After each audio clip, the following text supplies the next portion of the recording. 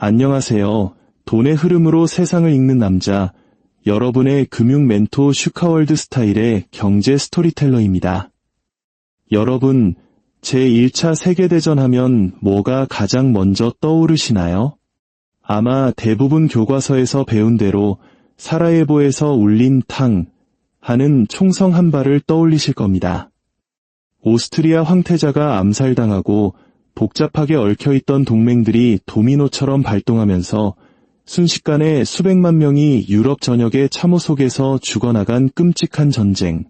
하지만 만약 그 총성이 단지 불꽃에 불과했다면 어떨까요?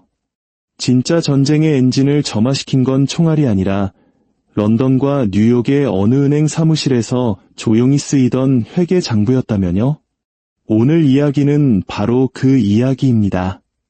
소수의 강력한 은행가들이 오늘날 가치로 수천억 달러에 달하는 대출 계약서에 서명하면서 발칸반도의 작은 분쟁을 인류 역사상 가장 치명적인 전쟁으로 키워버린 비밀에 관한 것입니다. 진짜 소름 돋는 건 뭔지 아세요? 그들은 전쟁의 양쪽 모두에게 돈을 빌려줬다는 겁니다. 오늘 이 숨겨진 돈의 흐름을 끝까지 따라오시면 여러분의 역사 교과서가 왜 이 부분을 건너뛰었는지, 그리고 이 거대한 금융기계의 유령이 오늘날의 전쟁을 어떻게 여전히 조종하고 있는지 알게 되실 겁니다. 부의 진짜 작동 원리를 엿보고 싶으시다면 지금 바로 구독과 좋아요 버튼 잊지 마세요. 여러분의 경제적 지혜에 대한 최고의 투자가 될 겁니다. 자, 시간을 1914년으로 되돌려보죠. 당시 유럽은 그야말로 화약고였습니다. 민족주의는 들끓고 있었고 각국은 군사력을 과시하며 서로를 으르렁댔죠. 그리고 사라예보의 암살 사건이 그 도화선에 불을 붙인 건 맞습니다. 하지만 선전과 프로파간다의 껍질을 한꺼풀 벗겨내면 훨씬 더 교활한 진실이 드러납니다. 바로 수십 년에 걸쳐 진행된 금융-군비 경쟁입니다. 제국들은 식민지 확장에 드는 비용 때문에 빚더미에 올라앉아 있었고 산업화의 야망을 뒷받침하던 근본이제는 삐걱거리고 있었습니다. 국가 간의 비밀 조약들은 국경선이 아니라 사실상 손익계산서를 중심으로 맺어졌죠. 당시의 판도를 한번 그려볼까요? 영국과 프랑스는 아프리카와 아시아의 광대한 식민지를 거느린 금수저 제국들이었습니다. 이들은 식민지에서 고무, 석유, 면화를 헐갑에 빨아들여 자국 공장의 연료로 썼죠. 하지만 이 모든 권력에는 대가가 따랐습니다.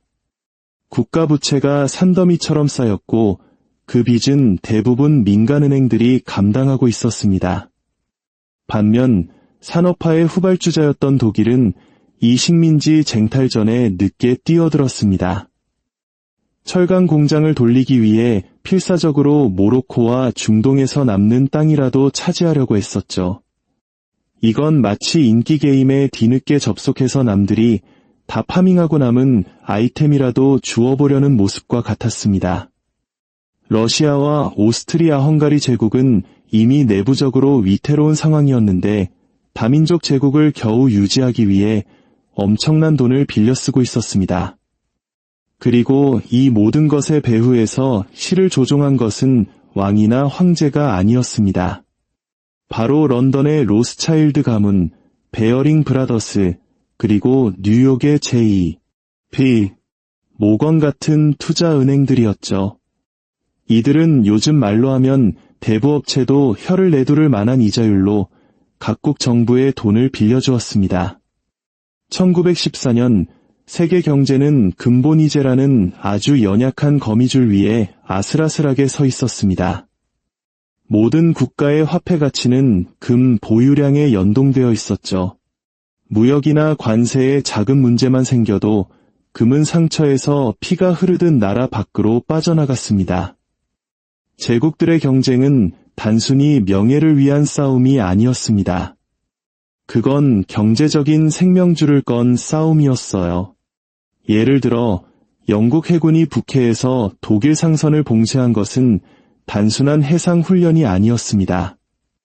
그건 베를린의 은행들을 파산시키기 위한 전략적 굶겨죽이기 작전이었죠.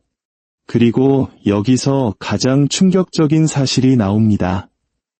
이 금융전쟁은 단지 전쟁을 가능하게 만든 것을 넘어 전쟁 자체에 자금을 댔습니다. P. 모건이 연합국에 제공한 5억 달러짜리 대출은 중립을 지키려던 미국을 전쟁 쪽으로 슬며시 밀어넣는 결정적인 한 수가 되었습니다. 그동안 독일은 제국을 유지하기 위해 필사적으로 동맹국들로부터 금을 긁어모으고 있었죠. 과연 이 은행가들은 자신들이 어떤 대학살을 가능하게 하고 있는지 알았을까요? 아니면 그저 평소와 같은 비즈니스라고 생각했을까요? 그들이 남긴 영수증은 그 어떤 전쟁터의 기록보다도 훨씬 더 무서운 이야기를 들려줍니다. 자, 뿌리부터 파헤쳐 봅시다. 제국주의는 무슨 영광스러운 탐험이 아니었습니다. 순도 100%의 돈 문제였죠. 1800년대 후반 유럽 열강들은 아프리카를 마치 추수감사절 칠면조 요리처럼 갈기갈기 나눠 가졌습니다. 영국은 면화와 금을 위해 이집트와 남아프리카를, 프랑스는 고물을 위해 동남아시아를 차지했죠. 뒤늦게 식탁에 앉은 독일은 인광석을 얻기 위해 탕가니카와 나미비아를 간신히 손에 넣었습니다. 공장들은 밤낮으로 철도 레일과 소총을 생산했지만 이윤을 극대화하려면 원자재 확보가 필수적이었습니다. 식민지는 값싼 노동력, 독점적인 시장, 그리고 맨체스터나 베를린으로 직송되는 자원을 제공하는 완벽한 공급처였죠. 하지만 이 제국을 건설하고 유지하는 데는 엄청난 돈이 들었습니다. 정글을 가로지르는 철도, 사막의 요새, 현지 주민들과의 끊임없는 분쟁. 이 모든 비용은 정부의 주머니, 즉 민간은행에서 빌린 막대한 대출로 충당되었습니다. 1900년경 영국은 수십억 파운드의 빚을 지고 있었는데 대부분 런던의 5개 거대 금융가문에게 진 빚이었습니다. 파리에서 비엔나까지 거미줄을 친 로스차일드 가문, 아르헨티나 채무 불이행 사태에서 겨우 회복한 베어링 브라더스, 그리고 사탕 가게에 들어간 아이처럼 유럽을 탐욕스럽게 바라보던 J.P. 모건. 이들의 대출은 평범한 대출이 아니었습니다. 미래의 식민지 세금을 담보로 잡은 사실상의 담보 대출이었죠.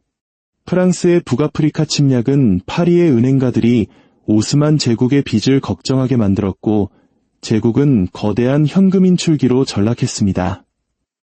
1871년에 통일된 독일은 압박을 가장 심하게 느꼈습니다. 해군 예산은 하늘 높은 줄 모르고 치솟았지만 토고 같은 식민지들은 겨우 제 밥벌이만 하는 수준이었죠. 1913년 베를린의 대외부채는 200억 마르크에 달했고 이 돈은 제국은행과 도이체방크 같은 민간은행을 통해 조달되었습니다. 러시아는 오스만 제국에 맞서기 위해 프랑스 은행들로부터 막대한 돈을 빌렸고 60억 프랑에 달하는 채권 때문에 상트페테르부르크는 파리 금융가의 꼭두각시가 되었습니다. 이건 마치 현실판 부루마블 게임 같지 않나요? 하지만 이 부채 피라미드는 금방이라도 무너질 듯 위태로웠습니다. 관세 장벽이 무역 전쟁을 일으켰고 영국의 해상 봉쇄는 독일의 수출기를 막았습니다. 인도에서 흉년이 들거나 반란이라도 일어나면 이 시스템 전체가 혼돈에 빠질 수 있었죠. 독일 황제 비렐름 2세가 포위당할지 모른다는 편집증에 시달렸던 건 단지 정치적인 이유 때문만이 아니었습니다. 그는 영국이 아프리카 자원에 대한 접근을 차단하면 국가가 파산할 수도 있다는 현실적인 공포에 직면해 있었습니다. 그리고 은행들은요? 그들은 번성했습니다. 긴장이 고조될수록 더 많은 대출이 필요했고 이자율은 더 높아졌으니까요. 1914년 유럽 경제는 카드 한 장만 빼면 무너지는 집과 같았습니다. 그리고 모든 왕들은 같은 은행가들에게 저당 잡힌 신세였죠. 그렇다면 위태로운 금융 시스템은 어떻게 전면전으로 치닫게 되었을까요? 바로 근본이제라는 보이지 않는 수갑 때문입니다. 이 제도는 국가 간의 경쟁을 생사를 건 도박으로 바꿔버렸죠. 1870년대 이후 주요 강대국들은 자국 통화를 금에 연동시켰습니다. 파운드, 마르크, 프랑 모두 정해진 양의 금으로 교환될 수 있었죠. 이건 무역을 원활하게 만들었지만 딱 거기까지였습니다. 금은 유한한 자원이었으니까요. 전쟁, 기근, 파업, 무역 분쟁 같은 사건이 터지면 국가의 금 보유고는 바닥을 드러냈고 통화 위기가 찾아왔습니다. 1914년까지 영국은 남아프리카와 호주 식민지 덕분에 전 세계 금의 40%를 독차지하고 있었습니다. 반면 독일은 텅 비어가는 제국은행 금고를 보며 겨우 버티고 있었죠. 1911년 모로코에서 위기가 발생하자 사람들은 은행에서 금을 인출하기 시작했고 이자율은 치솟았으며 농부와 공장들은 대출을 받을 수 없게 되었습니다. 상상해보세요. 독일 황제의 해군 함대가 국가의 금을 다 써버리는 바람에 베를린의 빵집 주인이 대출을 못 받는 상황을요. 빵값은 폭등하고 실업률은 치솟았습니다. 이에 대한 해결책은 더 많은 금을 얻기 위해 더 많은 식민지를 차지하는 것. 완벽한 제로섬 게임이었죠. 비밀 조약들은 이 긴장감에 기름을 부었습니다. 동맹은 단순한 악수가 아니었습니다. 비밀에 쌓인 금융상품이었죠. 비스마르크가 러시아와 맺은 재보험 조약은 프랑스가 공격할 경우 중립을 지키겠다는 약속이었지만 오스트리아를 자극하지 않기 위해 비밀에 붙여졌습니다. 1915년 런던 조약은 이탈리아에 5천만 달러의 비밀 차관과 오스트리아 영토를 약속하며 편을 바꾸도록 뇌물을 준 것이나 다름없었습니다. 사이크스-피코 협정은 오스만 제국의 영토를 조용히 분할하여 전후의 유전지대를 특정 강대국들이 차지하도록 보장했습니다. 이건 외교가 아니었습니다. 은행들이 채권을 보증하는 전쟁을 위한 벤처 캐피탈이었죠. 이 게임에서 소외된 독일은 내부로 눈을 돌려 오스트리아-헝가리 제국에 돈을 빌려주고 1918년까지 그들 부채의 71%를 장악했습니다. 비엔나의 금고를 탈탈 털어버린 셈이죠. 베를린은 비엔나의 전쟁 기계에 자금을 대는 동시에 자신들의 적자를 메우기 위해 금을 빼돌렸습니다. 수백만 명의 젊은이들이 죽기 위해 전장으로 향하는 동안 프랑크푸르트의 은행원들은 금 계산기를 두드리고 있었습니다. 바로 그때 한 미국인 은행가가 등장합니다. 그는 너무나 거대한 규모의 대출을 일으켜 전쟁에 자금을 댔을 뿐만 아니라 중립을 지키던 거인을 전쟁에 끌어들이기까지 했습니다. 그의 이름은 J.P. 모건 주니어. 월스트리트의 거물이었던 그는 미국의 중립을 한낱 농담으로 만들어버렸습니다. 1914년 전쟁이 터졌을 때 미국은 팔짱을 끼고 지켜보기로 되어 있었습니다. 윌슨 대통령은 평화를 설교했고 대중은 전쟁에 무관심했죠. 하지만 모건은 돈 냄새를 맡았습니다. 전쟁 첫날부터 그의 회사는 연합국의 개인 쇼핑 대행사가 되었습니다. 30억 달러어치의 군수품, 식량, 철강이 모두 J.P. 모건 & 컴퍼니를 통해 독점적으로 공급되었습니다. 오늘날 가치로 800억 달러, 우리 돈으로 100조 원이 넘는 엄청난 금액입니다. 1915년 영국과 프랑스에 제공한 5억 달러짜리 단일 대출은 역사상 가장 큰 규모의 해외 채권 발행이었습니다. 런던의 로스차일드 지점은 파리가 파산하지 않도록 자금을 송금했죠. 중립은 개나 져버린 셈입니다. 1916년이 되자 영국은 거의 모든 연합국에 돈을 대주고 있었습니다. 이탈리아의 전쟁 비용 전액, 프랑스 비용의 3분의 1을 부담했죠. 영국의 금 보유고는 바닥났고 해외 투자는 헐값에 팔렸으며 민간 신용은 한계에 다다랐습니다. 모건은 윌슨 대통령에게 끈질기게 로비했습니다. 만약 연합국이 무너지면 미국의 수출 경제도 함께 무너질 것이라고 경고했죠. 나중에 의회위원회가 조사해보니 미국의 손발은 이미 묶여 있었습니다. 모건이 대출이 부도 처리되면 미국 경제는 아마겟돈을 맞이할 상황이었던 겁니다. 그래서 1917년 미군 병사들은 단지 민주주의를 위해서가 아니라 월스트리트의 회계장부를 지키기 위해 바다를 건넜습니다. 독일은 오스만 제국을 통해 비밀리에 금을 운송하며 맞서려고 했지만 역부족이었습니다. 제국은행이 발행한 지폐는 3배로 늘었고 끔찍한 인플레이션의 그림자가 드리웠습니다. 결국 중앙은행들은 금 태환을 중단하고 색종이처럼 돈을 찍어내기 시작했습니다. 전쟁에는 총 280억 달러가 들었습니다. 세금으로는 일부만 충당되었고 나머지는 애국심에 호소하여 시민들에게 판매된 전쟁 채권으로 메워졌습니다. 할머니의 삼짓돈이 모건과 로스차일드의 주머니를 채워준 셈이죠. 전선의 병사들은 진흙과 죽은 동료들에 대한 편지를 썼지만 고향의 이사회실에서는 승리 대출을 축하하는 삼패인이 터졌습니다. 1600만 명이 죽고 제국들은 산산조각 났습니다. 하지만 금융의 거미줄은 살아남았습니다.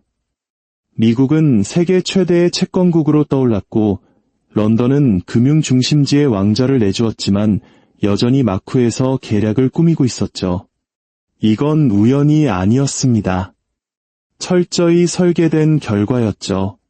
1918년 총성이 멎었을 때 회계장부는 균형을 맞추지 못했습니다. 오히려 세상을 부숴버렸죠. 베르사유 조약은 평화 조약이 아니었습니다. 독일을 초인플레이션과 결국 히틀러의 등장으로 이끈 부채의 덫이었습니다. 사라예보의 총알은 단지 핑계에 불과했습니다. 진짜 전쟁은 금이 명예보다 중요하고 대출 계약서가 사람의 목숨보다 오래가는 은행 금고 안에서 벌어졌습니다. 다음에 누군가 제1차 세계대전을 모든 전쟁을 끝내기 위한 전쟁이라고 부르거든 이야기를 기억하세요. 그 전쟁은 현대 금융을 탄생시킨 전쟁이었습니다. 로스차일드와 모건은 총 한 발 쏘지 않았지만 그들의 펜 끝에서 그려진 것은 비참함의 지도였습니다.